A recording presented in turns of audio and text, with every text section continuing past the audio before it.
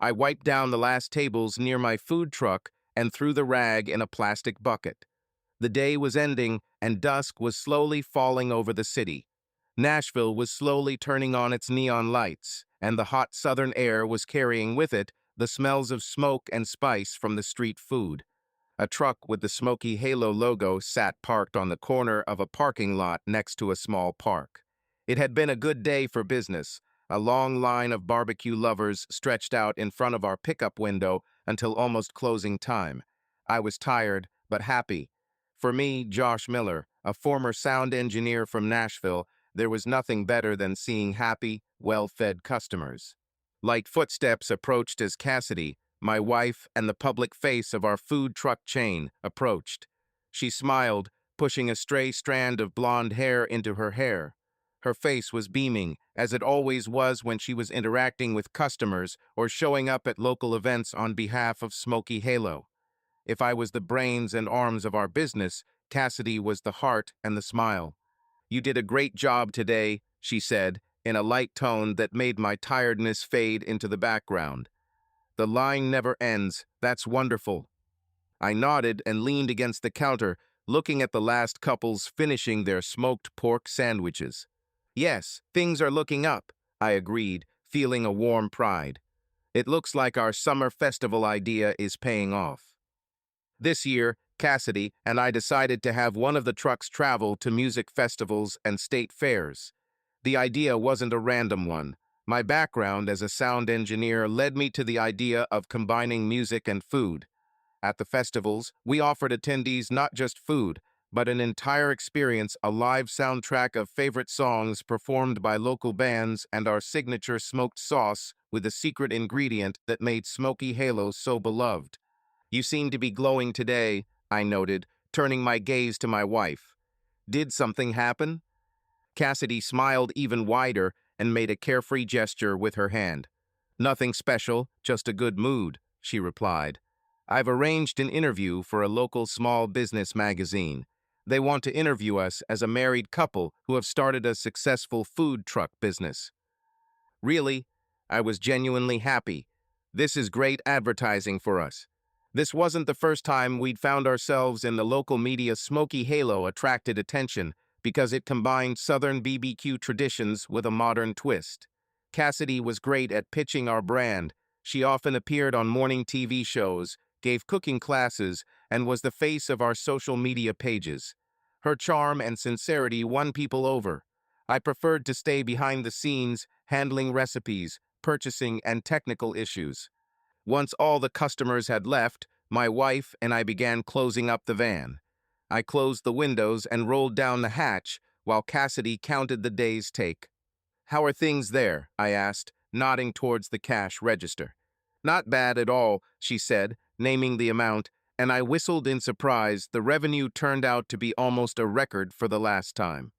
"What did I tell you? Festivals are our everything," I grinned.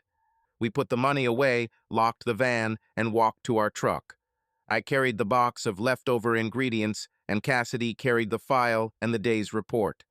The summer evening dipped us in the warm, humid air, and the cicadas hummed. I glanced back and saw the lights of downtown Nashville, the hometown we both loved, twinkling on the horizon. "Are you tired?" I asked my wife when we got into the car. "A little," she replied, leaning back in her seat. "But when we get home, we'll take a shower, and I'll be as good as new." I started the engine, and we pulled away. On the way, we talked about small things, how our day went, what customers liked, what the reviews were. Cassidy excitedly recounted a funny story. One customer, after trying our sauce, immediately asked to take a selfie with the same Cassidy from Smoky Halo. I smiled, listening to her. In such moments, I felt how lucky I was to have found a partner with whom we share both work and life. We returned home after dark.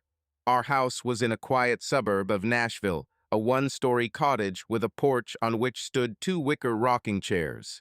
Here we often sat in the evenings, discussing plans and dreams. Today, however, we only had enough strength to get to the bedroom. We quickly took turns taking a shower. I noticed that while I was in the bathroom, Cassidy had been talking on the phone for quite a while. When I came out, She was just finishing the call and threw the phone on the nightstand. Smiling at me a little tiredly, she wrapped herself in a silk robe. "Who called so late?" I asked, drying my hair with a towel. Usually no one called us at such an hour, unless it was absolutely necessary. "Oh, it's about the interview I was talking about," Cassidy said a little hastily.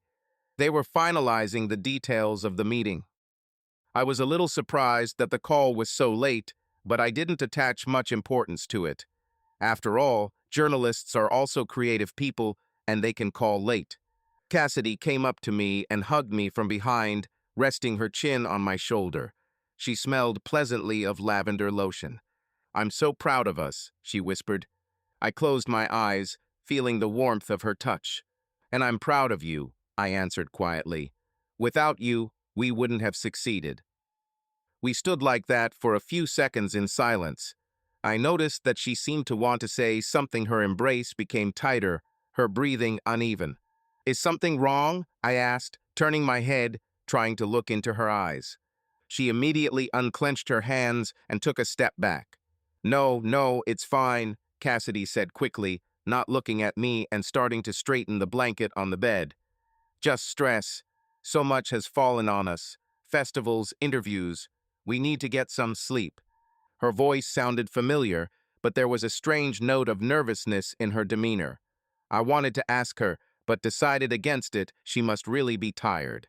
Cassidy crawled under the covers and patted the spot next to me. "Are you coming?" she asked tenderly. I nodded, pushing aside the vague, disturbing thoughts, and lay down next to her. As soon as my head hit the pillow, a heavy drowsiness came over me. Before I fell asleep, I felt Cassidy squeeze my hand lightly under the covers. "Good night, Josh," I heard her whisper. "Good night," I muttered in response and sank into the darkness of sleep, not knowing that this was our last good night. The morning was surprisingly cool for the height of summer. I woke early, the sun just beginning to gild the treetops outside the window. Cassidy was no longer on the pillow next to me. I heard noise in the kitchen and, stretching, got out of bed. I threw on a t-shirt and walked down the hallway. Cassidy was standing by the stove with her back to me, already dressed in jeans and a light blouse, although she usually wore pajamas in the morning. A kettle was boiling on the stove, and there were 2 mugs on the table. "Good morning," I greeted, trying to hug her from behind, but she gently freed herself from my arms. "Good day," she answered briefly, without turning around. I noticed that her voice sounded tense. "Are you going somewhere this morning?" I asked, glancing at her unusually businesslike appearance. Cassidy turned off the burner and finally turned to face me. Her face was pale, as if she hadn't slept. There was determination in her eyes, mixed with worry. My heart sank. "Josh, we need to talk," she said quietly but firmly. I nodded automatically, feeling a strange anxiety rising inside me. She gestured to a chair. I sat down, and she leaned her hands on the back of another chair opposite, as if gathering her courage. "About what?" I finally squeezed out, not recognizing my own voice. Cassidy closed her eyes for a second, then looked straight at me.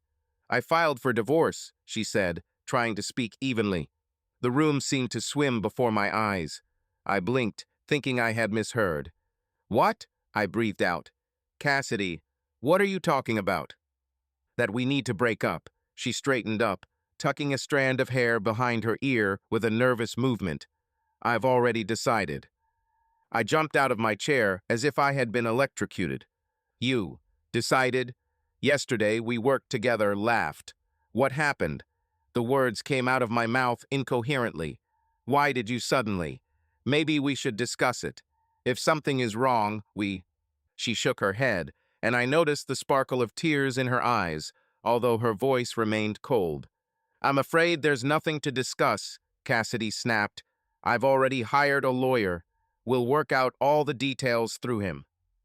These words hit me in the stomach like a punch. I couldn't believe it. Just last night, she was hugging me and whispering that she was proud of us, and now she was talking about divorce and a lawyer. "A lawyer?" I asked dully.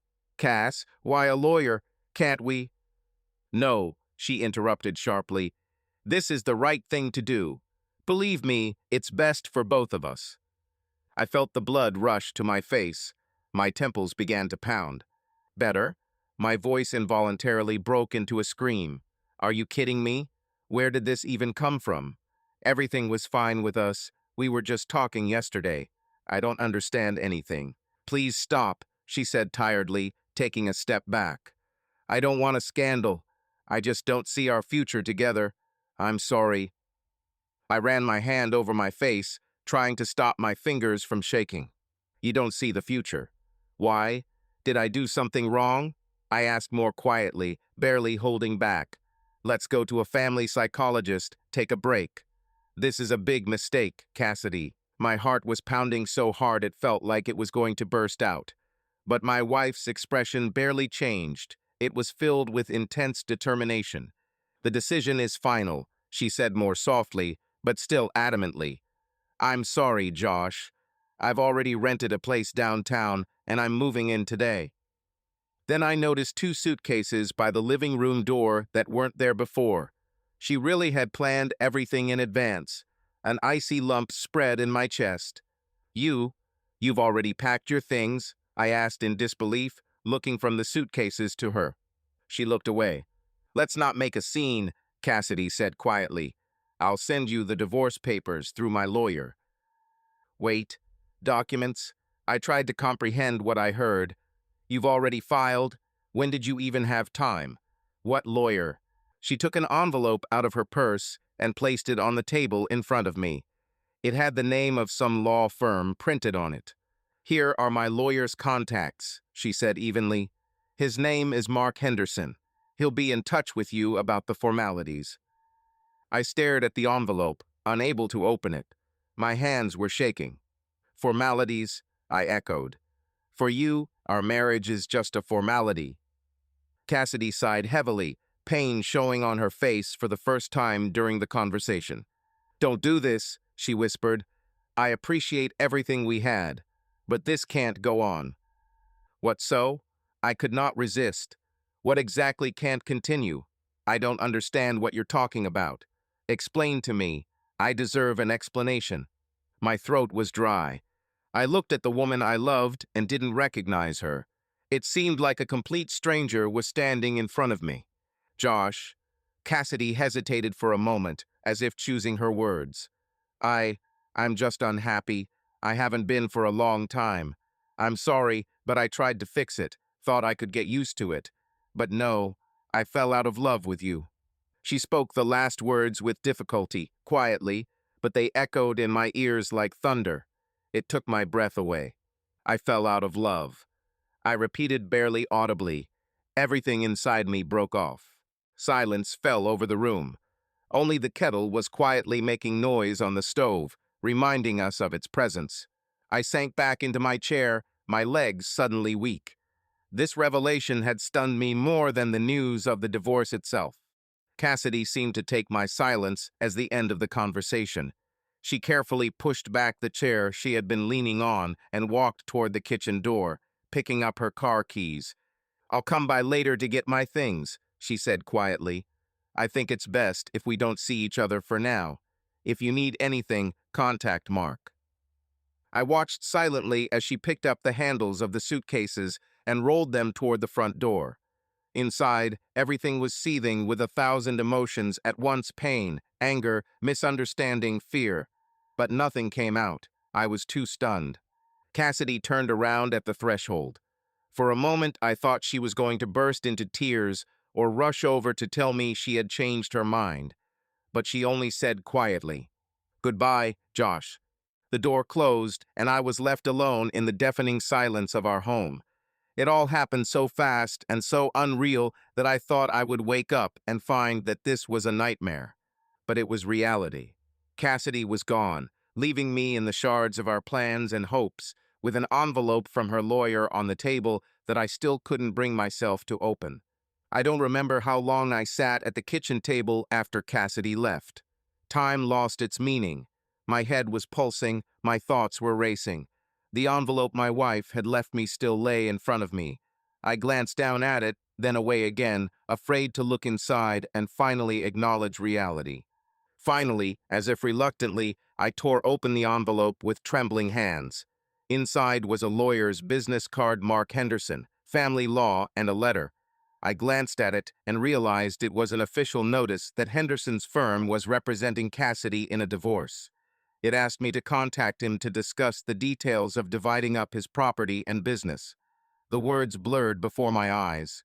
I put the letter aside, feeling another wave of despair wash over me. I needed to do something, to talk to someone. Alone, the walls of the house were closing in on me. I instinctively reached for my phone and found my friend Eric's number in my contacts. We'd met when I was working as a sound engineer, and then once recorded a jingle for Smoky Halo together. Eric was one of those people I could trust. Now, more than ever, I needed his support. The phone rang for a long time before Eric picked up. "Hello, buddy." His cheerful voice was heard. "How's life? How are your vans doing, feeding Nashville?" My silence lasted a little longer than usual, and Eric's tone immediately changed to one of concern. "Josh? Is something wrong?" I swallowed the lump in my throat and squeezed out. "Cassidy. She left me." There was silence on the other end of the line. Finally, Eric asked cautiously, "What do you mean left? Did you have a fight? What happened?" "She." My voice broke, and I had to pause to keep from bursting into tears.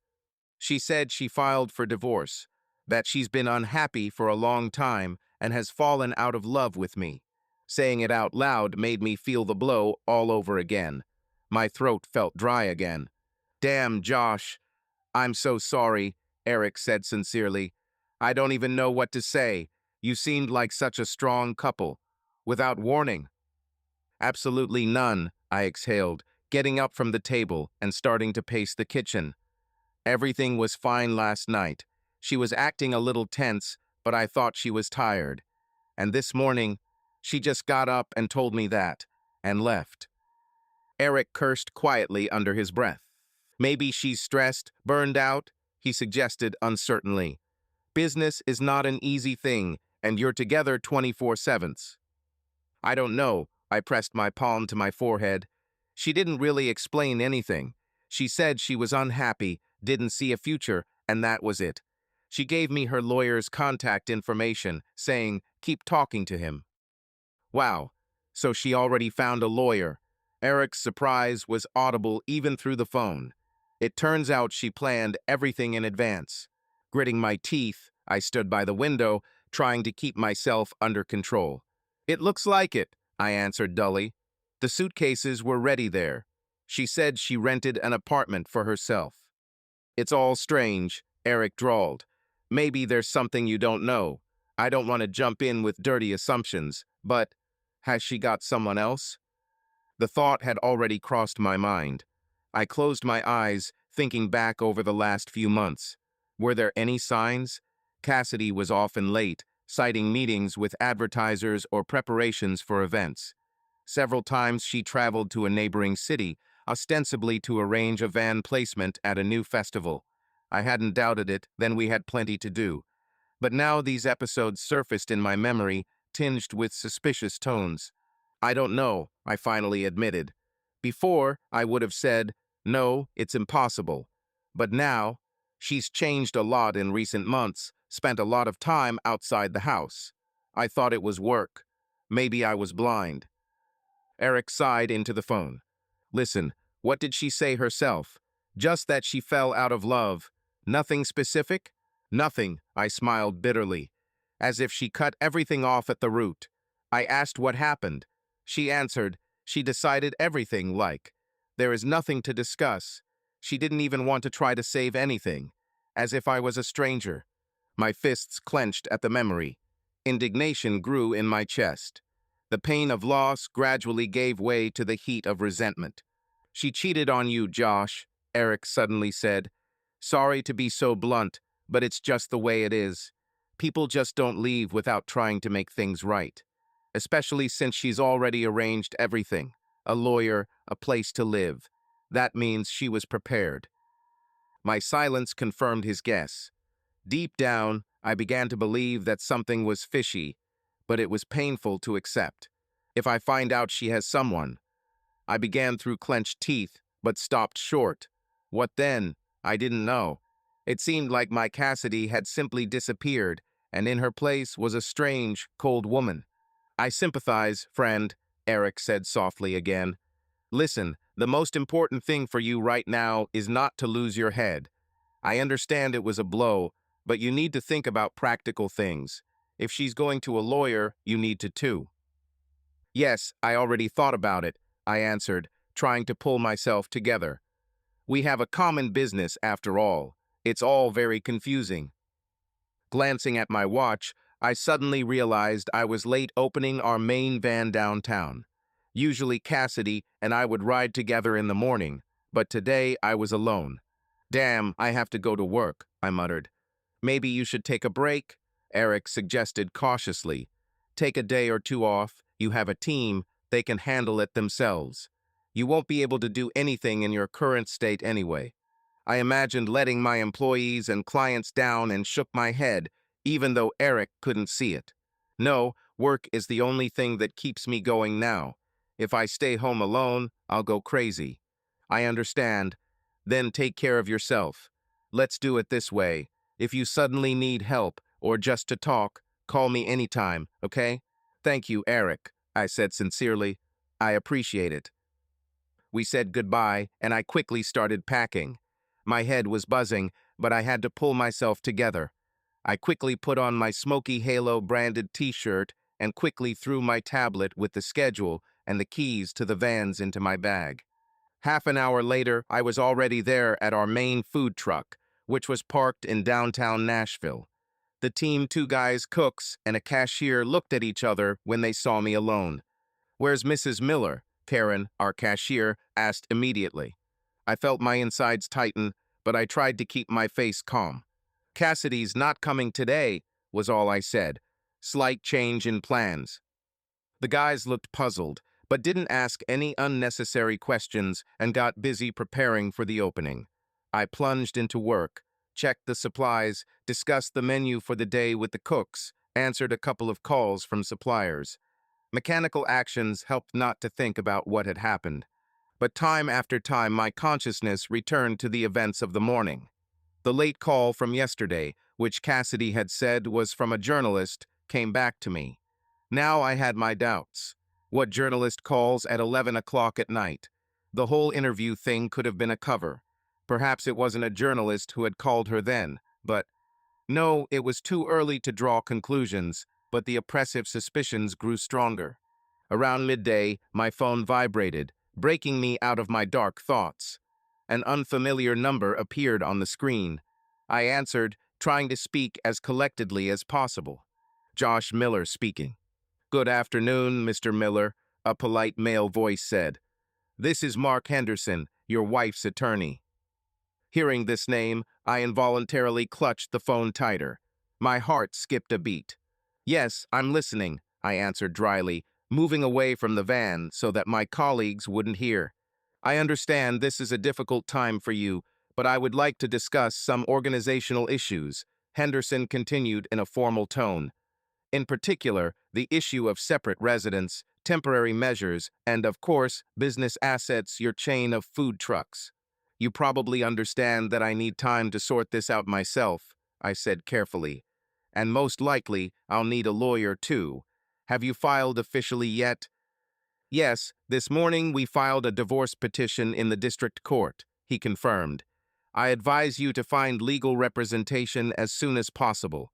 We are ready for a civilized dialogue, but it is better if the interaction takes place between lawyers." I bit my lip, trying to contain the surge of emotion. "Got it. I'll hire a lawyer and he'll contact you. Is that all for today?" "For now, yes." Henderson paused, then added, "And one more thing. My client asked me to tell you not to try to contact her directly. All questions go through me." I closed my eyes when I heard those words. Of course, it was like she was blocking me with a wall. "Tell your client that this is unnecessary," I said with difficulty. I didn't mean to bother her. We said our goodbyes, and I hung up, feeling a turmoil inside. It felt like every move Cassidy had made was calculated, and I was just being presented with a fait accompli. But along with the anger was a growing determination. I would not be trampled. If she wanted a fight, she would get one. That same day after Henderson's call, I decided not to put off finding a lawyer for myself. Without thinking twice, I turned to the lawyer with whom we had once concluded our first business contracts, Linda Carter. Linda had helped us register the company Smoky Halo, and I remembered her as a competent specialist. Fortunately, she found time to see me that same evening. Linda's office was in the center of town, in an old mansion converted into an office. As I walked up the carved staircase, I felt a strange numbness. Yesterday my life had been understandable, and today I was walking to a lawyer to discuss a divorce. Linda met me in the reception area and invited me in. A short, energetic woman of about 45, with a serious but not unkind face, she shook my hand firmly. "Josh, I'm so sorry you have to see each other under these circumstances," she began, gesturing for him to sit across from her desk. "Thank you, Linda," I sighed, settling into a chair. "To be honest, I still haven't fully understood what's going on." She nodded understandingly and opened her notebook. "Let's go in order then. Tell me everything you can. When she announced her intention to get a divorce, what reasons she gave, what about the business?" I recounted the latest events. Cassidy's sudden announcement in the morning, her words about being unhappy, the presence of a lawyer, the suitcases at the door. I also mentioned the morning call from Henderson, who had already filed a lawsuit and was insisting on communicating through lawyers. "I see." Linda made a few notes. She pulled it all off harshly. "You said the reason was that she was unhappy. What do you think? Were there any prerequisites?" I hesitated. "It's hard to say. Until yesterday evening, I was sure that everything was fine with us. Maybe there were minor frictions at work, fatigue, but nothing that would foreshadow this." Linda put her pen down and looked at me carefully. "Sorry for being blunt, but often in such situations there is a third wheel. Don't you suspect that she has someone else?" My pulse quickened. It was unpleasant to say it out loud, but I nodded. I thought about it. A friend also said, "It rarely happens without it." I don't know anything for sure, but it seems she's been living a double life lately. She was away a lot, often making excuses about work. Now I connect the two. I understand. If that's the case, and especially if she spent family or business funds on him, that's serious, Linda said thoughtfully. In Tennessee, adultery isn't directly considered in divorce. We're a state of unconditional divorce. But spending marital money on someone else is a different matter. It's called squandering marital assets, and the court can take that into account when dividing property, especially if she used LLC funds without your consent. I straightened up, feeling a cold determination rise inside me. "In that case, I need to prove that it happened." "Exactly," Linda nodded. "Now the main strategy is to collect all the evidence possible, and not only about infidelity, but also any financial violations. Your wife is the public face of the business. Reputational risks are also important. Do you have a prenuptial agreement or something?" "Yes, we signed a postnuptial agreement." "That is, a postnuptial agreement a couple of years ago," I remembered. "When we started actively developing Smoky Halo, we decided to draw up an agreement in case something happened to the marriage, so that the business would be protected. There were definitely some points about reputation and finances, but I don't remember the details well." As I said this, I realized that I had completely overlooked the document. It was gathering dust somewhere in my home safe. At the time, it seemed like a formality. Cassidy and I were confident in each other. Ironically, this postnup could be my salvation now. "We need to find it and study it carefully," Linda responded immediately. "Such contracts often include provisions in case of infidelity or financial fraud. If you have this written down there, we will have a serious trump card." I nodded, making a mental note to get to the safe that evening. "And," Linda continued, "get all the financial documentation on the business for the last year or two right now. Bank statements, bills, expenses, especially anything that went through Cassidy's hands. If she really was withdrawing anything or spending it on personal purposes, we need to find out. Okay? We do everything through online accounting and banking. I have access, I replied. I'll check the accounts and transactions, especially Cassidy's corporate card. We discussed the plan of action a little more. Linda promised to prepare a power of attorney to communicate with Cassidy's attorney and ask him for a copy of the lawsuit and settlement proposals. We also agreed to keep everything secret from outsiders. Even our employees should not know the details, so that rumors do not harm the business. I left Linda's office feeling a little more confident. I had a clear plan: find evidence. If Cassidy thought she could catch me off guard, she was wrong now. It was my turn to play the trump card. Returning home late in the evening, I immediately went to the small safe in the office. After entering the code, I found a folder with our family documents. Here it was, the post-nuptial agreement we signed 2 years ago. I laid the papers on the table and began to look for the right section. My heart was pounding. My fate could depend on the lines on these pages. After a few minutes of searching, I found what I was looking for: a clause dealing with behavior that was detrimental to the reputation of the family or business and the misuse of community funds. It stated that if one spouse was found to be engaging in such behavior, the other spouse could demand compensation or an increased share of the property in a divorce, including full control of the joint business. When I read that, I couldn't believe my eyes. Had Cassidy and I really agreed to this? Apparently so. It was all signed. Partly I even felt uneasy. It seemed that I was capable of leaving my wife with nothing. But on the other hand, didn't she deserve it if everything was confirmed? It was too early to think about it. The agreement was just a safety net. The fact of the violations had to be proven. Putting the documents back, I tiredly rubbed my face with my hands. The day had been long, but new challenges lay ahead. The next morning, as soon as I woke up, I turned on my laptop and logged into our accounting system and online banking. At first, the familiar figures for last month's profits and expenses flashed before my eyes without making much sense. But gradually, I began to isolate the transactions associated with Cassidy. Here's a statement from a corporate credit card in her name. I scrolled through the list of expenses: cafes, gas stations, ingredients, all the usual. But there was one item that froze me: a large payment to a certain yoga and fitness studio. I knew about this studio, a trendy place to go for a rich yoga experience with live music. But what does our business have to do with it? None of the employees went there, and we certainly didn't hold events there. There's more to come. A few more suspicious transactions. A hotel bill in Memphis a few months ago, when Cassidy reportedly went there to meet with partners. The amount seemed too large for a simple stay. Then a bill from an expensive restaurant on a weekday while I was at an event in another part of the state. I carefully wrote out all these points on a separate sheet: date, place, amount. The picture gradually emerged, extremely unflattering.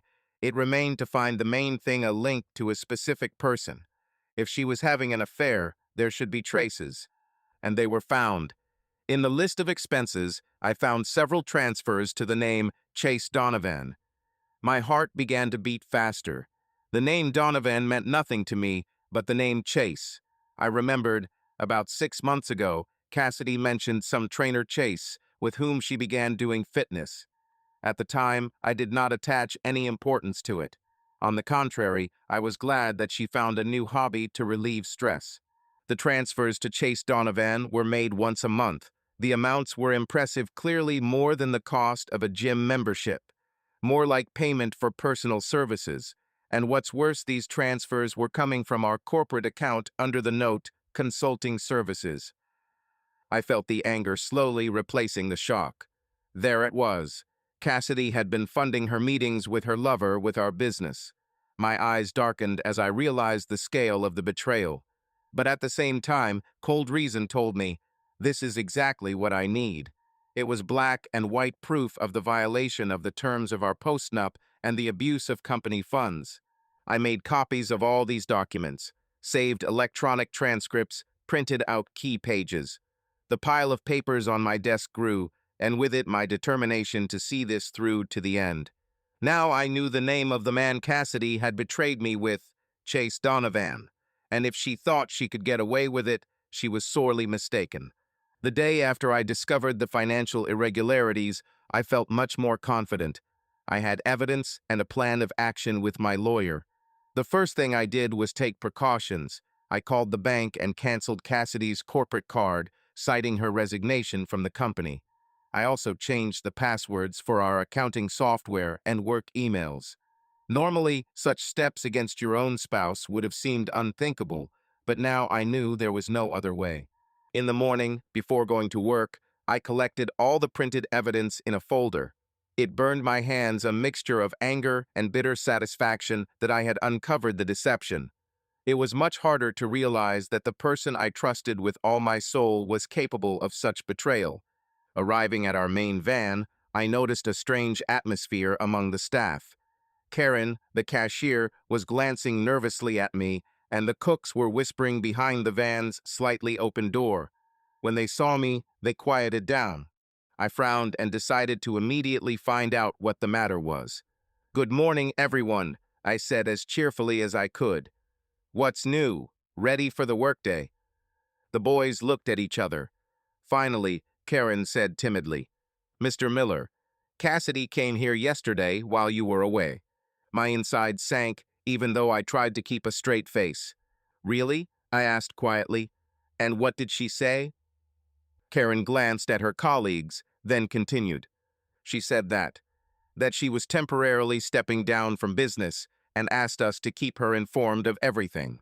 She gave me her new phone number to contact. I clenched my fists so hard that the folder of papers under my arm creaked menacingly. "Anything else?" I asked, trying to speak evenly. Now our head chef, Greg, stepped forward. He cleared his throat and said, "She asked if everything was in order with the financial reports and if we had noticed anything strange.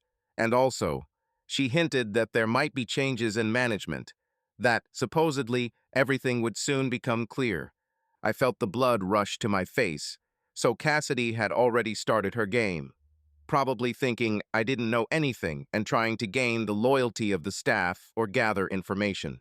I took a deep breath, trying not to show the emotions boiling inside me. "Thank you for telling me," I said calmly. "From now on, please do not pass on any information to her. It is important for the stability of the company." Karen nodded. "Of course, Mr. Miller. We support you." Sympathy appeared on her face. It seemed the guys guessed that Cassidy and I had serious disagreements. But I was not about to discuss personal matters. "What if she comes again?" Greg asked cautiously. "She's no longer involved with Smoky Halo during business hours," I said, more firmly than I'd intended. "If she shows up, let me know right away." The staff nodded in unison. I realized that I could rely on them. Stepping aside, I took out my phone and immediately called Linda. "Josh, is it an emergency?" she responded. "Possibly. It seems Cassidy is trying to interfere with the company's operations behind my back." I quickly explained the situation with my wife's visit to the employees. "She clearly wants to control what's happening, or even lay the groundwork for something." Linda frowned. "That's not good. But as long as she's a co-owner, she formally has the right to communicate with the staff. However, we won't leave her with such independent activity. I'll prepare a notice that any business issues will henceforth be resolved only through me as your representative. Let her lawyer tell her not to interfere directly." "Thank you," I said, feeling relieved that I wasn't fighting this battle alone. "How's the evidence?" Linda asked. "Did you find anything?" "Yes, more than that," I answered firmly. "The entire financial picture is before my eyes, right down to the transfers to this guy, Chase Donovan." "Donovan?" she asked. "Who is that?" "Her lover, a fitness trainer," I said through gritted teeth. "She paid him with our money, calling it consultations. I have statements, bills, everything." There was a pause on the line. Even Linda seemed genuinely struck by the cynicism of the situation. "Well, that's all the better for us," she said at last. "That's an ironclad case for demanding everything we can. With that kind of evidence, we can pin her down." I thanked Linda and hung up. My heart was heavy, but I could see the light at the end of the tunnel. Cassidy had started this war thinking I would be helpless. She was wrong. I spent the day working with renewed energy. I had to show myself and everyone else that Smoky Halo would continue to thrive. Customers came in, ordered sandwiches, smiled, unaware of the drama going on behind the scenes. It wasn't until the evening, when the flow of customers dried up and we started to close, that I allowed myself to relax a little. I stood at the counter, thinking about what to do next. I desperately wanted to get more information about Chase Donovan. Dry transactions on paper were one thing, but seeing it with your own eyes was another. Finding a moment in the corner, I opened the browser on my phone and typed in the name Chase Donovan Nashville. There weren't many results, but one caught my eye. The website of a private trainer named Chase Donovan. The page listed personal training services, motivational programs, and a contact number. The photo showed a man in his 30s, athletic, with a toothy smile, the typical fitness guru. I felt a twinge of jealousy and anger. It was this handsome guy my wife went to train with. And then, apparently, not only to train with, maybe they were still having a good time together while I was sorting through the rubble of their secret affair. After closing the site, I made a decision. Tomorrow was my day off. I had left Saturday without events on purpose. I was going to use it to meet Mr. Donovan in person. The conversation was overdue. On Saturday morning, I pulled up to a small yoga and fitness studio on the city's west side. That's where Cassidy paid for her classes, according to her bank statements. I'd called the number on Chase Donovan's website ahead of time, posing as an interested client who wanted to meet for a personal consultation. Donovan suggested I come to his studio that morning, and I agreed. My heart was pounding as I entered the room. It was a large room with wooden floors, mirrors along the walls, and a reception desk. Relaxing music was playing softly in the corner. I saw the man from the photos against the wall, a real-life Chase Donovan laying out rugs for the future classroom. I came closer. He turned around, still smiling his professional smile, unaware of who I was. "Mr. Miller?" he asked, holding out his hand. "I'm Chase. Pleased to meet you." I squeezed his hand, trying not to overdo it, and forced a polite smile. "Likewise. Call me Josh." "So, you said you wanted to discuss personal training?" he began, gesturing for her to sit on the bench against the wall. We sat down. I looked at this man closely. Up close, he looked even younger than in the photo, tanned, fit, confident. It was hard to imagine him with my wife, but the facts spoke for themselves. "You know, Chase, that's not exactly what I'm after," I said slowly, looking him straight in the eyes. His smile faltered. "What do you mean?" I took my phone out of my pocket, on which I had previously turned on the sound recording, and put it next to me on the bench. Then I said quietly, "I'm interested in what kind of consulting services you provided to Cassidy Miller." Donovan's face went pale, his smile vanished without a trace, and he quickly rose to his feet. "Excuse me." "What?" There was tension in his voice. I stood up too, without taking my eyes off him. "You heard me perfectly well," I snapped. "Cassidy Miller is my wife. Or rather, almost my ex, and I know about you and the money she paid you." Chase stood dumbfounded, his mouth hanging open. Apparently, he hadn't expected this turn of events. "Listen." He began hesitantly, looking around as if searching for an escape route. "Between Cassidy and me, things aren't so clear-cut." "But with the money, everything is clear," I interrupted him, staying closer. "I see all the transfers she made to you from our company's corporate account. Do you know what that is? It's not just cheating. It's theft. You accepted money that didn't belong to you."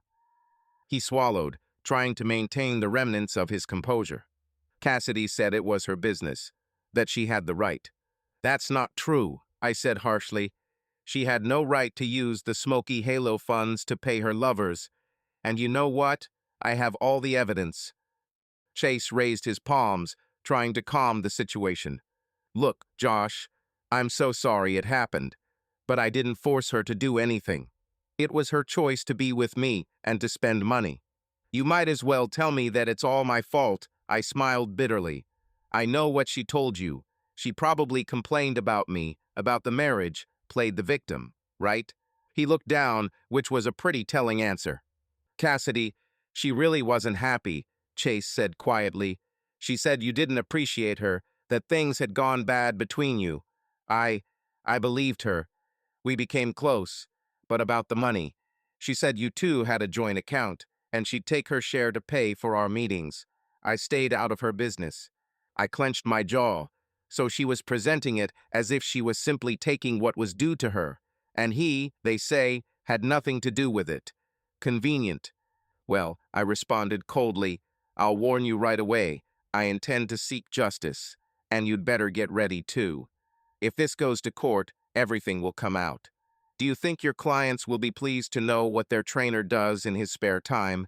And the tax office will be interested in what kind of consultations you were receiving thousands of dollars for. Chase turned even whiter. Please, don't air your dirty laundry in public. Let's resolve this peacefully. I'm ready to return everything if necessary. I snorted in disdain. Really? How do you get my trust back? My years of life? No, Mr. Donovan, money can't solve everything. But I'm glad to hear you're willing to cooperate. So here's what. Stay away from my wife and my business. And pray that I don't file a complaint against you for complicity in embezzlement. He nodded quickly. I I understand. Honestly, I didn't have any bad intentions. Cassidy said everything was under control. I'm sure, I grinned. Tell Cassidy, if you see her before me, that her control is over. She'll soon realize how much. I grabbed the phone, stopping the recording, and turned to leave. I felt sick to my stomach, but at the same time, I felt a strange sense of relief. I glanced over my shoulder at Chase, who had slumped down on a bench, covering his face with his hands.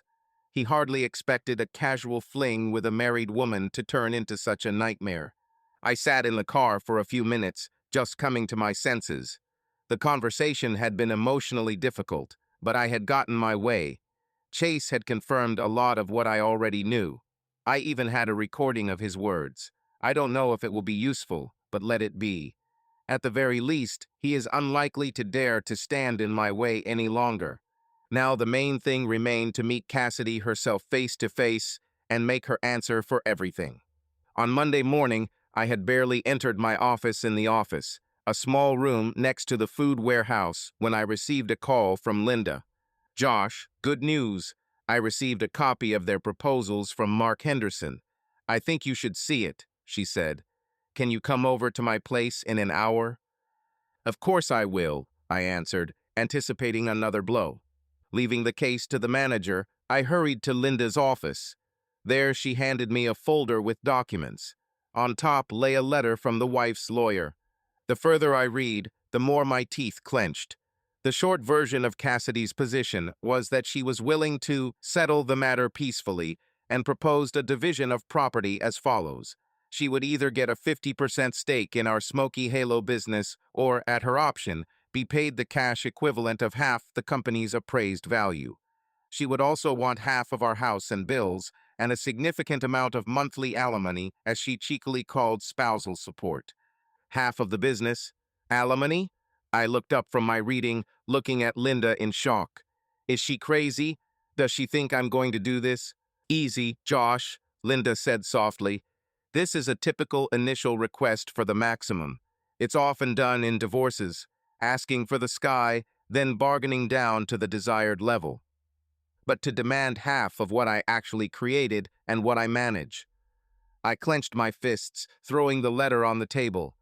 Not to mention that she herself caused damage to the business. We know about it, but their side doesn't yet, Linda reminded. Henderson probably doesn't know about his client's antics. Cassidy probably didn't tell him about the financial machinations. Now she seems to want to take as much as possible, counting on your compliance. I smiled bitterly. Compliance? It turns out she doesn't know me at all. Linda leaned back in her chair, crossing her arms. It's good that you've gathered evidence. We won't answer their letter right now. Instead, I'll propose a meeting for negotiations. There we'll play our trump cards. I nodded. Do you think she will agree to meet? Most likely, yes. Henderson will be happy to settle the matter out of court. It is always preferable. He probably does not expect anything serious from us and feels confident with such demands, Linda explained. The better the effect will be when we present him with the facts. I imagine the faces of Cassidy and her lawyer when they saw the statements and the contract with her signature, and for the first time in a long time, I felt something like satisfaction. By the way, Linda added, you said you found your post-nuptial agreement. I'd also take a look at it to take it into account in my tactics. Of course, I pulled out a copy of the postnup I had brought with me from the folder and handed it to Linda, pointing to the relevant point. She quickly ran her eyes over the text and raised her eyebrows. Excellent. The point about reputational damage and misuse of funds is obvious. This completely covers her claims to the business. In fact, we can, on the contrary, demand the entire share for ourselves as compensation. Exactly, I agreed. And I'm not going to give in. She won't get a cent from Smoky Halo. There was such firmness in my voice that Linda nodded with satisfaction. Then the plan is this. We call them in for a face-to-face meeting. There we announce that we have evidence of infidelity and embezzlement. We offer our own version of the agreement. Cassidy gives up her claims to the business, the house stays with me, and in exchange. She thought for a second in exchange we don't initiate a fraud case or publicize her behavior. Perhaps we'll agree to leave her some of the savings or a small payment so that she has something to show for her victory. I clenched my jaw. It was unpleasant to give her anything after all this, but I understood the calculation. An easy concession was better than the risk of a protracted trial. Okay, I'm willing to give up a couple % of the business's value if it speeds things up, I grumbled, but no more. Linda smiled at the corners of her lips. I don't think it will come to that. If they see this for real, Cassidy will jump at the chance to save her own skin. It will be much more important to her to hush it up quietly. We discussed a few more details. We agreed to set up a meeting with their side for the next few days, as soon as Henderson confirmed a convenient time. Before leaving, I asked Linda, do you think they already suspect something? Well, about my knowledge. Linda shook her head. I doubt it. You didn't give yourself away in any way. Maybe you canceled your corporate card. Maybe Cassidy was surprised, but that can be chalked up to standard divorce procedure. No, I think they're sure you're confused and scared. I was like that, I quietly admitted, but I won't be anymore. Linda smiled at me for the first time truly warmly. That's great. Take the hit, Josh. This will all be over soon. I left her office filled with determination. The main battle was still ahead, but I felt that everything was in my hands now. While I waited for my appointment with Cassidy and her lawyer, I tried to focus on business. But on Tuesday afternoon, I was distracted by a call from Eric, my friend. Josh, have you seen Cassidy's new Instagram post? He asked without preamble. My heart sank. No, what's there? Come and see for yourself. I think you need to know this. I immediately opened the app and found Cassidy's profile. Her latest post, published an hour ago, had already garnered dozens of comments. In the photo, she was standing next to our food truck in a branded t-shirt, but the text was not about food at all. Cassidy wrote, Dear friends and followers, it's time for a change. I've made the difficult decision to take a step back from Smoky Halo and focus on new opportunities. Thank you to everyone who has supported me on this amazing journey. Smoky Halo will always be a part of my story, and I wish the team the best of luck. Stay tuned, there's a lot more to come. I read the post twice. The polite language belied the message. She was officially leaving our business. No mention of divorce or reasons, but the hint of new opportunities made me tense. The comments below were filled with questions. Cassidy, why? Smoky Halo won't be the same without you. Good luck with your new projects, and the like. Damn, I breathed under my breath. Eric on the other end became worried. Listen, how are you? What does this even mean? Is she leaving the business? Did you sell it or? No, they didn't sell it, I answered, barely containing my irritation. It was her own initiative. Apparently, she decided to stage her departure beautifully, to present herself as noble. It was heartbreaking to see her garnering public support by essentially making herself the face of Smoky Halo's success while leaving me out of the picture.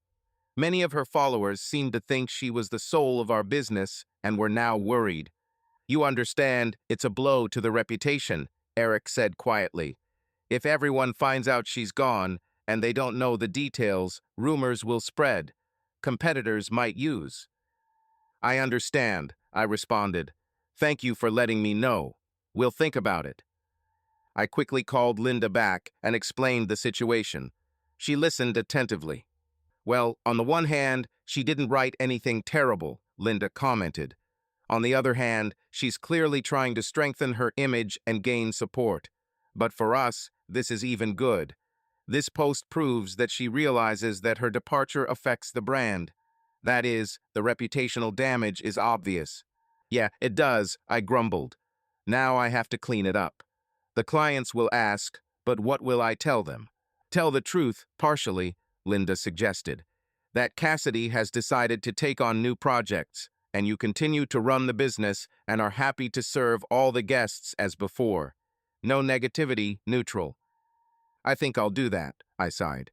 That same evening, my message appeared on the official Smoky Halo social media page. "Dear friends, the Smoky Halo team continues to delight you with delicious BBQ, as it has for all these years. We confirm that Cassidy Miller is taking a break for new projects and thank her for her contribution to the development of our business. And we continue to smoke the best meat for you and wait for you at our vans. Yours, Josh Miller." I spent a long time choosing the wording, but in the end, it came out exactly like this, friendly and without unnecessary details. The post received many supportive responses. Many wrote that they remain our clients, wished me luck personally. This slightly softened the aftertaste from Cassidy's prank. "It was cleverly played," I told Linda on the phone that evening. "She didn't mention the divorce, so technically she wasn't lying. She just created the ground for a new career for herself and a potential problem for me." "Don't worry," Linda reassured. "Her new opportunities will soon end as soon as we strike back. You did well to make a statement promptly. Now the public has been reassured, and at the meeting we can recall this move as a pressure factor." I knew Linda was right. Cassidy had made her move. It would be our turn soon. The night before the scheduled meeting with Cassidy and her lawyer, I was almost beside myself. All the evidence was gathered, the plan was worked out, but inside I was a storm of emotions. I sat at the kitchen table in our empty house late at night, the same folder of documents in front of me. Next to it was our family album, which I mechanically pulled out of the shelf, trying to distract myself. The pages of the album smelled of dust and old memories. Here we were, 3 years ago, smiling in front of the first Smoky Halo food truck. I had my arm around her shoulders, and she was laughing, so cheerful and enthusiastic. We were just starting out, working long hours, but happy. Cassidy beamed as she interacted with customers, and every review of the food made us both proud. I traced my finger over her smile in the photo. Was it all fake? Or had she changed later, succumbing to temptation? What had gone wrong? I remembered our wedding day. She was wearing a simple but elegant dress, her eyes shining with happiness. I vowed to love her and support her everywhere, and I kept my word. When Cassidy decided to leave her office job and join me in business, I doubted, but seeing her enthusiasm, I agreed. And I must admit, for a long time we were a great team. Smoky Halo grew and strengthened, largely due to her gift for communication. Maybe it was success that turned her head. I remember how Cassidy increasingly sought public attention in the last year. Additional interviews, photo shoots, a fitness project on social networks. At that time, I was happy about her popularity, it was good for the cause. But apparently, at some point, she herself came first, and not our we. I closed the album. It was painful to admit that the past could not be returned. Another truth lay before my eyes: bank transfer printouts, cold tables where every number screamed about her betrayal. Next to it, a copy of our postnup, where her own signature was under that very clause. Once we signed it, joking that we would never need this agreement anyway, and now it has become my shield. The phone vibrated on the table, breaking me out of my thoughts. It was a text from Linda. She had confirmed the meeting time for tomorrow noon. The location was a conference room in her office. I typed a short response, "Thank you. Ready." Just 2 words, but behind them were months of pain, anger, and determination. I closed my eyes and tried to rest a little. Tomorrow was the decisive conversation, not as husband and wife, but as opponents. Before going to bed, I walked through the empty rooms of the house. In the corner of the bedroom stood the wicker basket of magazines she had left behind. On the dressing table was a bottle of her perfume, half full. These little things suddenly pierced my heart. I loved her. Yes, despite everything, part of me still loved the woman with whom I had shared my life. But that Cassidy was gone. All that remained was the cold mask I would see across the conference table tomorrow. I pulled a blanket over myself on the living room couch. Our marital bedroom was unsleepy. It had been a long night. I drifted in and out of fits of sleep, then woke up in the dark, trying to calm my racing heart. My mind told me I had it under control, but my heart refused to calm down. It wasn't until the early morning that I managed to doze off for a couple of hours. When I woke up, I felt tired, but also determined. Day X had arrived. Today, I would look Cassidy in the eye and confront her with the truth. I arrived at Linda's office half an hour before the appointed time. I wanted to have time to get ready and not be late even a minute. The secretary led me into the conference room, a spacious room with a glass partition through which the city was visible. On the polished table were pitchers of water and stacks of papers. Linda was already waiting, laying out our documents. When she saw me, she nodded in greeting. "How are you?" she asked quietly as I sat down next to her. "Ready," I answered, although my heart was still beating faster than usual. "They'll be here soon. Remember our plan. Let me do most of the talking. If anything happens, I'll back you up." I nodded, trying to concentrate. In front of me was a folder with copies of statements, contracts, and photographs. Everything we were going to present was at hand. A few minutes later, the door opened. Mark Henderson walked in, a tall man in his 50s, wearing an expensive suit with impeccably gray temples and a professional smile. Cassidy followed him. It took an effort to keep my face calm. She looked collected and elegant, a business suit, a strict hairstyle. No bright emotions. Only when our eyes met did I see a flash of either anxiety or anger. "Good afternoon," Henderson said politely, sitting down opposite. "Thank you for your willingness to discuss this in person." "Hello," Linda responded rather coldly. "Well, let's get started without further ado." We laid out the papers in front of us. Cassidy sat across from me and tried to look only at her lawyer. "My client, Cassidy Miller, is determined to resolve this matter amicably," Henderson began, opening the folder on their side. "She values Mr. Miller's contributions to the cause and is willing to make a fair division." I clenched my hands under the table. Linda gave her opponent an icy smile. "Fair is a subjective concept. We have read your proposals. Frankly, they seem excessive. However, we are here to discuss." Her tone was impeccably polite. "If you think my client's demands are excessive, you should have made your counter-offers in advance," Henderson said. "But I'm listening." Cassidy glanced at me. I met her eyes for the first time. There was tension in them, but she quickly looked away. "Okay, let's get straight to the point." Linda carefully flipped through her papers. "The main point of contention is the business smoky halo. Cassidy thinks it's fair to claim 50% or monetary compensation. But there's a nuance I suspect you're not aware of, Mr. Henderson." The wife's lawyer narrowed his eyes. "Which one?" "The thing is, Josh and Cassidy Miller have a post-nuptial agreement," Linda said, laying a copy of the agreement on the table. "It has a clause that directly affects the division of the business in the current situation." Henderson looked slightly surprised as he took the document. Cassidy jerked her head, looking directly at me for the first time. I saw her turn pale. A postnuptial agreement? The lawyer asked, running his eyes over the text. I wonder, why didn't your side mention its existence before? You didn't ask, Linda answered dryly. However, better late than never. Pay attention to point 7.2. Mark Henderson read the paragraph in question. His face, which had been benevolent just a moment ago, became noticeably more serious. It says here, damage to reputation, misuse of funds. He looked up. You mean that's what's happening? Linda folded her hands calmly in front of her. Exactly. We have reason to believe that Mrs. Miller has committed actions that fall under this clause of the agreement. That's a brazen slander, Cassidy suddenly interjected, unable to resist. Henderson coughed softly, gesturing to calm her down. Cassidy, please. Then he turned to us. These accusations are very serious. If you're making them, you'd better back them up with facts. That's exactly what we're going to do, Linda nodded at me. Josh? My time had come. I opened my folder and began to lay out the printed sheets one by one on the table.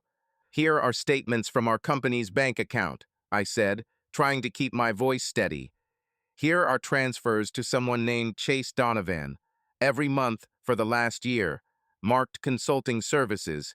The total is quite substantial. What the... Henderson frowned, skimming the pages. Cassidy bit her lip. Here are the bills from the Memphis hotel, the restaurant, the yoga studio. All paid for with Mrs. Miller's corporate card, I continued. These trips and meetings are in no way related to the activities of Smoky Halo. These are personal expenses that my client is willing to reimburse, Henderson quickly interjected, shooting a sharp glance at Cassidy. It seemed to clarify things for him. After all, spouses often misuse funds. Excuse me, Mark, Linda raised her hand. This isn't just about extra expenses, it's about the deliberate transfer of funds to the side. And not just anywhere, but to a person with whom Mrs. Miller was in an intimate relationship. Henderson began, but Linda didn't let him get a word in. My client also has evidence of adultery on the part of Mrs. Miller. Photos, testimony. I think there is no need to show them all now, so as not to aggravate the unpleasant situation. Cassidy's face was flushed red. She pushed her chair back and jumped to her feet. This is disgusting and low, you. She threw me a look full of rage and fear, followed me, spied on me. I stood up too. Indignation was seething inside me, but I spoke clearly. And you left me no choice. Yes, I found out about Chase and how you paid for your meetings with our money, and I have something to prove it. I must admit I'm shocked, Henderson said slowly, looking at his client reproachfully. Cassidy, why didn't you tell me about the postnup and such piquant details? Cassidy opened her mouth, but found no words. Her eyes were shining, either from anger or tears. Linda, taking advantage of the pause, confidently continued. So, the facts are these. My client has a legal right to claim the entire business for himself, given the breach of contract by his wife. Moreover, Mrs. Miller's conduct may well amount to fraud and misuse of company funds. Are you threatening to sue? Henderson asked quietly, no longer arrogant. We would prefer to settle everything amicably, I interjected, trying to speak evenly, without a public scandal. There was a tense silence in the room. Cassidy's head was down, her shoulders shaking slightly. I couldn't tell if she was crying or just trying to pull herself together. Henderson looked at his watch and said firmly, Colleagues, I think we could all use a short break. Say, 10 minutes. The client and I need to discuss the new circumstances among ourselves. As you say, Linda nodded. The lawyer and Cassidy practically ran out of the conference room. As soon as the door closed behind them, I exhaled, feeling my knees shaking. Linda touched my arm. You held up well. Thank you, I whispered. We were left waiting for the opponents to return to finish the job. 10 minutes later, the door opened again. Cassidy walked in first. Her eyes were red, though she tried to look proud. Henderson looked much less self-assured than he had at the beginning of the meeting. They sat down opposite each other. There was a brief pause. I felt a shudder run through the table as Cassidy trembled slightly, her arms crossed over her chest. "So," Henderson began hoarsely, "given the new circumstances, my client is willing to reconsider her demands." Linda raised her eyebrows questioningly, expecting specifics. We, of course, acknowledge the existence of the post-nuptial agreement and the facts that have been presented, the lawyer continued. In the interests of saving time and preserving the reputation of both parties, Mr. Miller, I presume, will agree to settle the situation without litigation. He looked straight at me. I nodded. Yes, we want to resolve the issue peacefully. Very well, Henderson wiped his forehead with a handkerchief. In that case, we propose the following option. The parties agree to leave the Smoky Halo business entirely in the hands of Mr. Miller. Cassidy withdraws all claims to it. I felt a huge sense of relief when I heard these words, but I tried to remain unperturbed. Linda bowed her head slightly. That makes sense. What else? The house will also remain Josh's, as he requested. The joint savings will be divided equally, he said quietly, as if expecting objections. I glanced at Linda. This was the point we had discussed, allowing her half the savings as payment for silence. She nodded slightly at me. Acceptable, Linda agreed. More? My client is asking that both parties agree to a non-disclosure agreement regarding the details of this matter, Henderson added. That means no public discussion of this situation, and naturally, no mutual denigration of reputation. This could be made into a separate clause. We support that too, I confirmed. I don't need a scandal. Cassidy looked up at me, tears glistening in her eyes. So, you've decided everything between yourselves, she said quietly, turning more to her lawyer. Henderson sighed heavily. I'm afraid that's the best we can hope for in this situation, Cassidy. Believe me, any other outcome would be devastating to you. She pressed her lips together, but said nothing. I felt no triumph looking at her now, only devastation. Well, if everyone agrees, Linda concluded, I suggest we record the main points of the agreement. We will prepare the text and give it to you for signature as soon as possible. Yeah, sure, Henderson nodded. I think we can figure it out. He began to put papers in his briefcase. Cassidy sat with her shoulders slumped, staring at the table. A few minutes later, the formalities were over. We shook hands, Henderson to Linda, then extended his hand to me. His handshake was dry and short. I'm glad we were able to settle everything amicably, he said formally, although the circumstances are difficult. I understand, I answered calmly. Linda exchanged assurances with her opponent that the final documents would soon be exchanged. Everything was moving towards completion. Mark Henderson straightened the lapels of his jacket and turned to his client. Cassidy, I suppose you don't need me here anymore. I'd better go back to the office to prepare the paperwork. She woke up from her reverie. Yes, of course. Thank you, Mark. There was weariness in her voice. The lawyer nodded to everyone and left, carefully closing the door of the conference room behind him. There was a tense silence. Cassidy and I were left alone in the room. Well, I was the first to break the silence. It seems everything is decided. She slowly stood up from the table. I stood up after her. For a few seconds, we just looked at each other. 3 months ago, I could not have imagined that I would find myself in such a situation with her. Josh, Cassidy said quietly, can we talk, just the two of us? My chest ached. I just nodded and gestured for her to come out into the hallway. Let's go. We walked out into the empty office hallway. The busy city highway stretched past the large windows, but here, on the quiet floor, the only sound was our breathing. Cassidy stopped by the wall, and I froze a few steps away from her. We were silent for a few seconds. I waited for her to speak first.